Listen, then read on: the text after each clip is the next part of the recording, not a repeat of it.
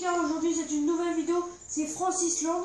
D'abord on va commencer par un petit bonus, je vais ouvrir 2 packs Panini Euro 2016, donc c'est parti. Alors, on commence avec 2 joueurs italiens, ils sont éliminés hier. Éliminé. Daniel Subasic. Éliminé. Daryl Murphy. Un Irlandais, éliminé. Ricardo Carvalho. Un Portugais, toujours en course. Oui. Ukraine fini. Fini. Série Ribalka, éliminé. Et on finit Au suivant. avec... Alors... Attendez... Un peu d'aide, monsieur.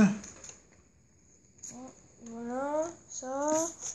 Fini pour Andrei Kramaric, croate, éliminé. George Williams, gallois, toujours qualifié. On va garder les qualifiés. Donc on a George Williams et on avait Ricardo Carvalho. Et voilà, Sidorchuk, éliminé. Et Kim Kallström, éliminé lui aussi.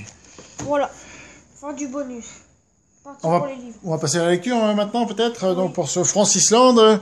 Donc pour la France, nous avons sélectionné le livre d'Albert Camus, Le Premier Homme. Et nous allons lui opposer un texte issu d'une saga islandaise.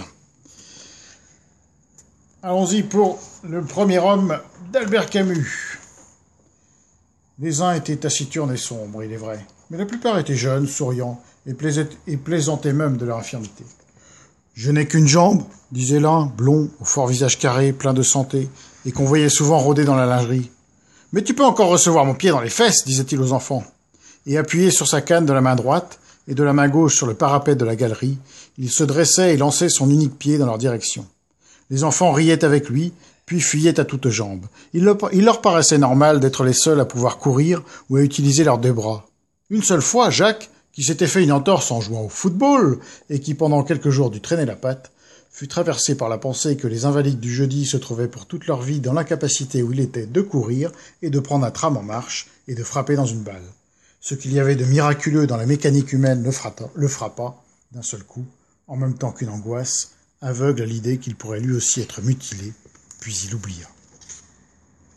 Voici pour Albert Camus. Et maintenant, nous allons délicatement ouvrir ce très gros volume de saga islandaise à la page 1311, celle de la saga de Njal le Brûlé. On alla à l'Althing, comme d'habitude. Chacun des 2 partis y était. Njal réclama le silence, demanda à tous les sages qui étaient venus quelle réclamation ils estimaient que Gunnar pouvait faire aux 2 Thorgeir pour ce complot. Ils répondirent qu'ils estimaient qu'un tel homme avait droit à une grande compensation. Njal demanda si c'était à eux tous qu'il avait à la réclamer ou si c'était aux instigateurs seuls d'en répondre.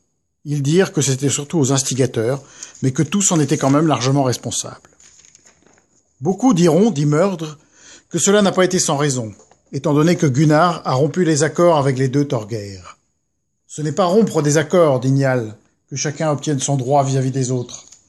Car c'est par les lois qu'on édifiera notre pays, mais c'est par l'illégalité qu'on le détruira. Et nous allons refermer délicatement ce volume et le ranger délicatement dans sa boîte pour conclure cette vidéo des Eurobouquins, à moins que du côté des vignettes, il y ait du nouveau. Non. Toujours des éliminés? Oui. Ouais, bon. Eh bien, rendez-vous désormais pour les demi-finales. Et c'est les Eurobouquins. Allez les Bleus! Merci. Tac.